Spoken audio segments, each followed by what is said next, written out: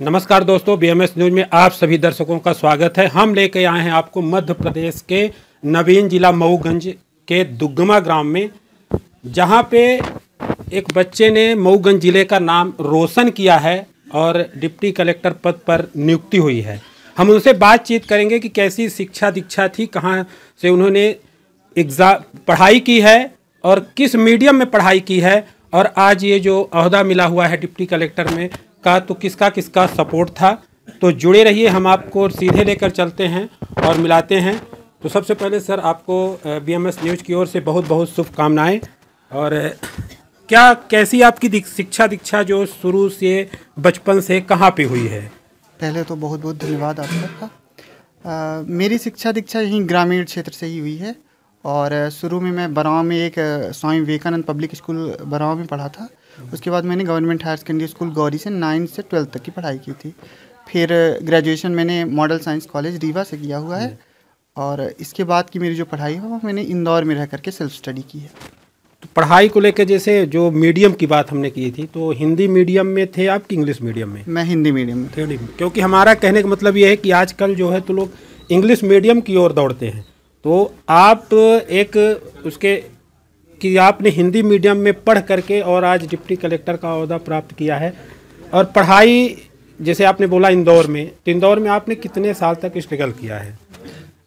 इंदौर में वैसे मीडियम का ज़्यादा फ़र्क नहीं पड़ता है। मीडियम मतलब सिर्फ भाषा होती है। आप चाहे अंग्रेजी में अपनी बातों को रखें चाहे हिंदी में रखें, ज़्यादातर तो हमारी जो कन्वर्सेशन होती है वो हिंदी में ही होती है, तो आसान हमारे लिए हिंदी ज़्यादा होती है।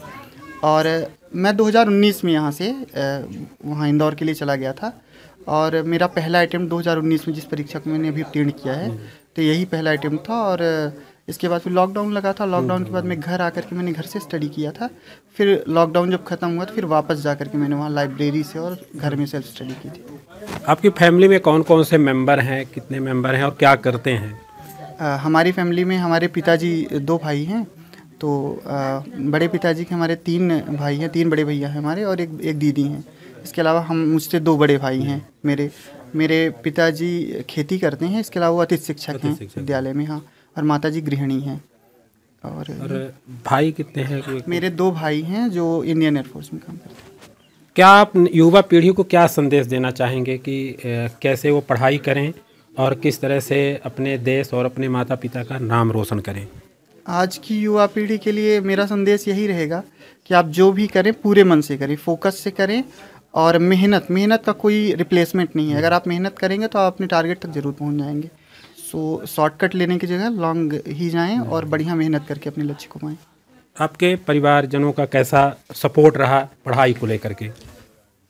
परिवारजनों का सपोर्ट ऐसा था कि जैसे एक रिले रेस होती है तो उसमें 4 लोग अगर रनिंग करते हैं तो सबसे ज़्यादा लास्ट वाले जो पूरा करता है उसको क्रेडिट मिलता है।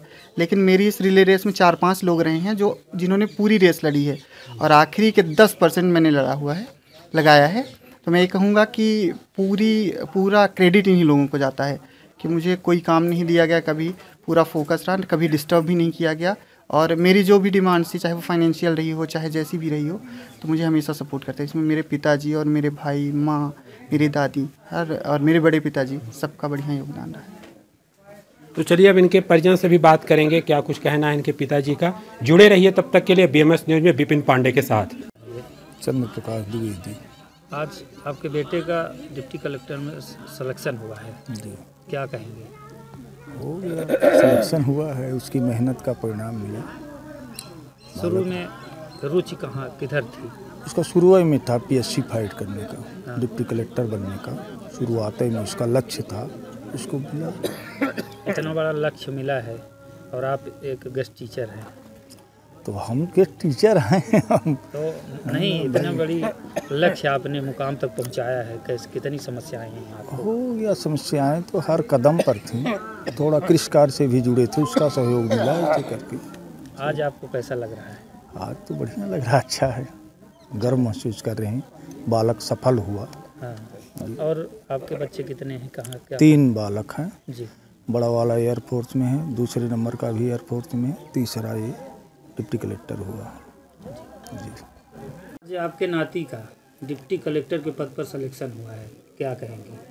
आज हमारे नाती के डिप्टी कलेक्टर में सिलेक्शन हुआ, हमने बहुत खुशी हुई।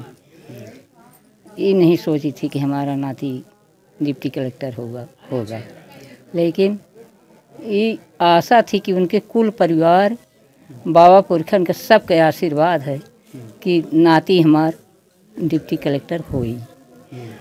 हमार नाती जब पढ़े जात रहा, आए के खेले तो भी खेले तो कहे कि हम डिप्टी कलेक्टर हो, तो ये सब लोग हंसा, अरे वो कलेक्टर हुई। तो आज भगवान वो का कलेक्टर बना, एम बड़ी खुशी की बात है। आपका कहने का मतलब कि शुरू से उसका एक लक्ष्य था, एक लक्ष्य था, कलेक्टर बनना हाँ है। हाँ, वो खपड़ों भर खेल छोट कर रहा जाओ, हाँ हाँ तब वो कहा कि हम डिप्टी कलेक्टर हो जी। हाँ, तो डिप्टी कलेक्टर कहत आज डिप्टी कलेक्टर वो आज बन सब गया। लोग परिवार आज के साथ कुल बैठे हैं। परिवार गांव जिला ऐसे सबका खुशी करिए, सबका नाम जगाएगा। बने रहा, खुश रहा, कमा खाना। हाँ। भगवान डिप्टी कलेक्टर के पद पर सिलेक्शन हुआ है, कैसा महसूस हो रहा है? क्या हमको बहुत अच्छा लग रहा है, बहुत खुशी महसूस हो रही है। सबका गांव से लेके प्रदेश तक का नाम रोशन किया है। हाँ, अपने गांव का, अपने जिले का, हाँ। सबका, माता पिता का, घर का, गांव का, सबका नाम रोशन हुआ है जी। बेटे को डिप्टी कलेक्टर के पद पर सिलेक्शन हुआ है, क्या कहेंगी? बहुत अच्छा लगा। शुरू से रुचि इसकी पढ़ाई में थी। हाँ, जब शुरू में जब पढ़ने जाता था तो क्या कहता था, क्या रुचि थी इसकी? पढ़ाई में रुचि थी। डिप्टी कलेक्टर का नाम लेता था कभी डिप्टी कलेक्टर का नाम लेता था? जी, बना हुआ? लेता था। और आज बन गया? आज बन गया। बहुत अच्छा लगा। अच्छा लग रहा है? हाँ, बहुत अच्छा खूब खुश लगा, हैं? बहुत खुश है। ठीक।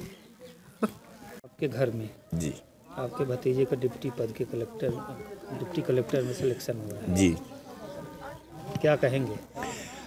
हमको आज बहुत हर्ष है क्योंकि हमारा छोटा भतीजा जो है डिप्टी कलेक्टर का एग्जाम पास करके अपने घर परिवार हमारा सबका नाम रोशन किया, और उसका बचपन से ही लक्ष्य था कि हमको पीएससी एग्जाम निकालना है।